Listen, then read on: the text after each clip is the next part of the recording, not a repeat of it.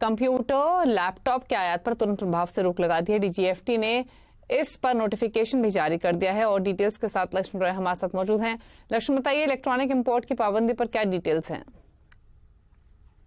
देखिए, दरअसल अब तक ये था कि अगर हम विदेशों से लैपटॉप लाते हैं, कंप्यूटर लाते हैं या फिर टैबलेट लाते हैं या फिर ऐसे कोई हार्डवेयर प्रोसेसिंग यूनिट लाते हैं तो उस पर लाने पे कोई पाबंदी नहीं थी। आप लाइए, उस पर ड्यूटी चुकाइए और फिर देश में ले आइए।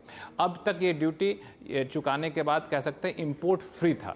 अब सरकार ने इंपोर्ट के जो नियम थे उसमें बदलाव किया है और डीजीएफटी ने नोटिफिकेशन जारी किया है और कहा है कि अब इंपोर्ट फ्री नहीं होगा, अब रिस्ट्रिक्टेड कैटेगरी में आ गया है। रिस्ट्रिक्टेड का मतलब ये होगा, तकनीकी भाषा में रिस्ट्रिक्टेड लिखते हैं लेकिन आसान भाषा में कहें तो इसका मतलब ये होगा कि अगर आप ऐसे सामान इंपोर्ट करते हैं तो पहले आपको इसके लिए लाइसेंस लेना पड़ेगा।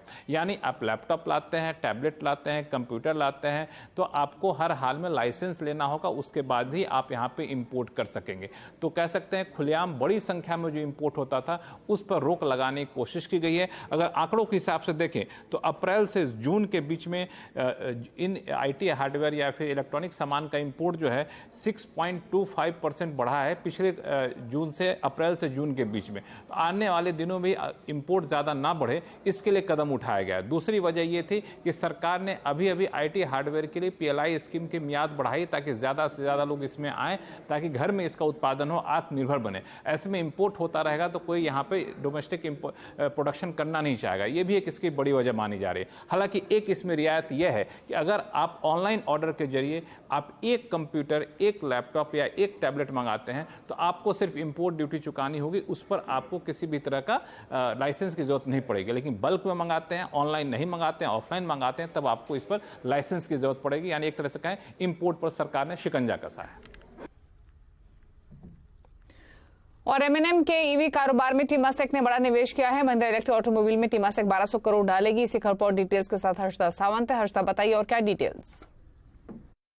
इनफैक्ट ये सौदा पक्का होता हुआ दिखाई दे रहा है। एमएनएम ने एक रिलीज जारी की है और टेमेसेक का के साथ दरअसल करार होता हुआ, जहां पर टेमेसेक कंपनी की ईवी बिजनेस में नया निवेश करती हुई दिखाई देगी। तो लगभग ये एंटरप्राइज वैल्यू करीब 80,580 करोड़ पर आका गया है। इनके उस लेवल पर दरअसल इनके ईवी बिजनेस को आका जा रहा है और 1200 करोड़ तक का इन्वेस्टमेंट आता हुआ दिखाई देगा। इस पर्टिकुलर इन्वेस्टमेंट में लार्जली आप ध्यान दीजिएगा, करीब 2 से 3% तक की हिस्सेदारी टेमेसेक होल्ड करेगा इस particular entity Mahindra electric automotive limited में। याद रहे कि इसी तरह का एक सौदा दरअसल एमएनएम ने पिछले साल अंडरटेक किया था, जहां पर बीआईआई ने, यूके के बीआईआई ने कंपनी में इन्वेस्टमेंट किया था और उस समय जो एंटरप्राइज वैल्यू महिंद्रा के इलेक्ट्रिक बिजनेस को दी गई थी वो रफली 70,000 करोड़ पर वैल्यूड थी। लेकिन इस बारी टेमेसेक जो नया निवेशक आया है वो हायर वैल्यूएशन दे रहे हैं। एंटरप्राइज वैल्यू करीब 80,580 करोड़ पर आकी जा रही है। तो यहां पर आप ध्यान दें, एग्जैक्टली 12 महीने हो रहे हैं क्योंकि जुलाई 2022 में बीआईआई का इन्वेस्टमेंट आया था और अब अगस्त 3 तारीख को टेमेसेक के इन्वेस्टमेंट को अनाउंस किया जा रहा है और यहां पर दरअसल ये एंटरप्राइज वैल्यू 80,580 करोड़ आकी जा रही है। तो 10,500 करोड़ से ज्यादा का दरअसल ईवी में इजाफा एक ही साल में बनता दिखाई दे रहा है। शुक्रिया हर्षदा ये डिटेल्स बताने के लिए। चलिए रुक लें इसी के साथ एक ब्रेक के लिए। ब्रेक के उस पर कुछ और खबरें आप देखते रहिए आवाज समाचार।